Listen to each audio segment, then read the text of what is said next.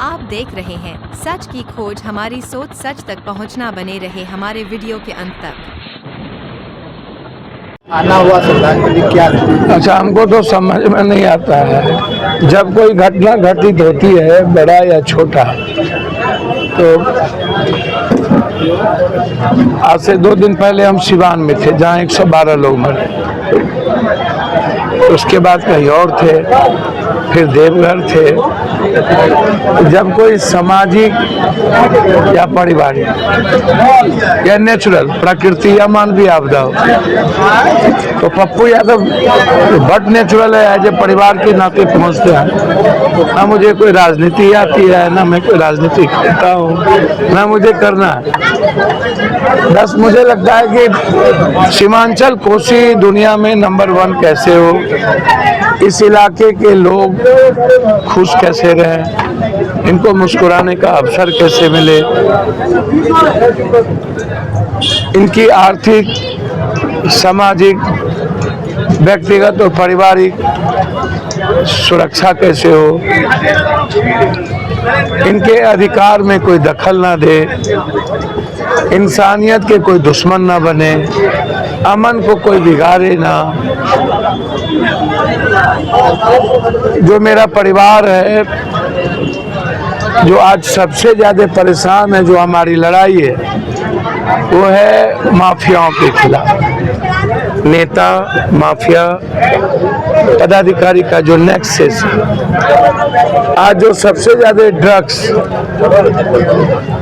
11 साल, 12 साल, 13 साल, 14 साल, 15 साल, 18 साल, 20 साल, 22 साल के बच्चे Corex, drugs, smack, whitener, solution, ये जो सभी चीज ज़्यादा सेवन कर रहे हैं और 200, 400, 500 रुपये के चलते, 1000, 2000, 5000 रुपये के चलते जो क्राइम बढ़ा है, छिनतई बढ़ गई, लोग सुरक्षित नहीं हैं, व्यवसायी भगवान भरोसे सुरक्षित है। मैं बार बार कहता हूं कि व्यवसायियों को सबसे पहले आप सुरक्षा दीजिए, वो आत्मनिर्भर हो जाएगा, वो अपनी सुरक्षा कर ले। तो उसके लिए आपको बिना पूछे लाइसेंस दे देना चाहिए। हर परिवार में 2 लाइसेंस, 1 रिवॉल्वर, 1 राइफल, कम से कम। जो भी व्यवसायी है उसको 1 रिवॉल्वर, 1 राइफल लाइसेंस सरकार को दे देना चाहिए कि जिसका दुकान है, जो बड़े व्यवसायी, छोटे व्यवसायी हैं, आए अब और हम लाइसेंस देने को तैयार हैं। कि इसमें सरकार का क्या जाता है? आप सुरक्षा करेंगे नहीं, आप ड्रग्स को बढ़ावा दे रहे हैं। थाना और पदाधिकारी का काम ही बचा है सीआई, सीओ, कर्मचारी, सर्वेयर,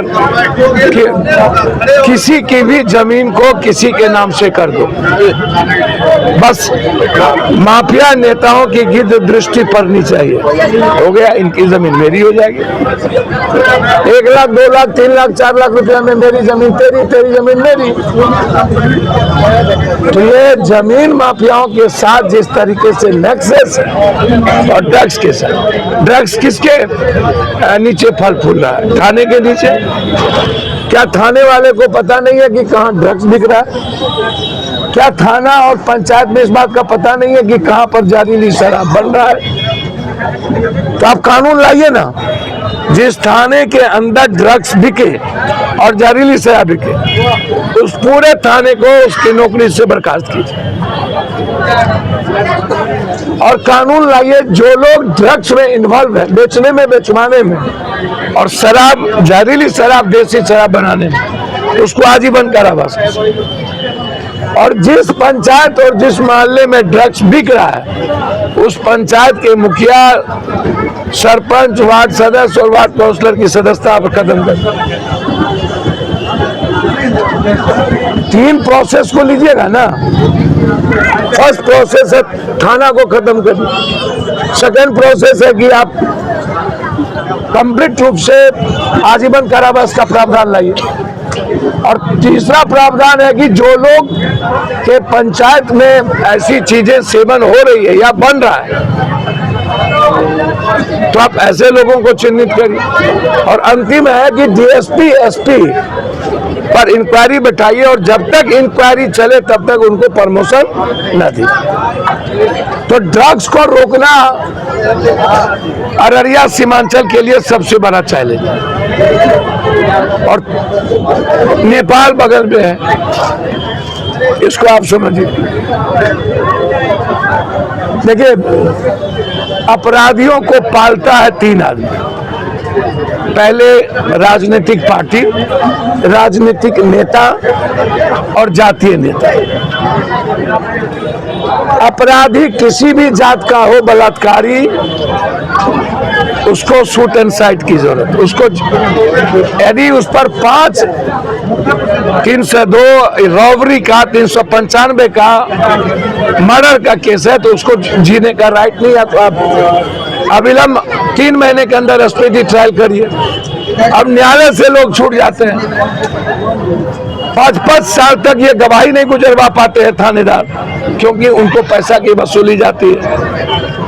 तो अपराधियों को यदि आप 5 साल तक जेल में रखेंगे, 3 साल तक फिर बेल मिल जाएगी, सजा नहीं होगा, तो उसका दहशत तो बना रहेगा ना।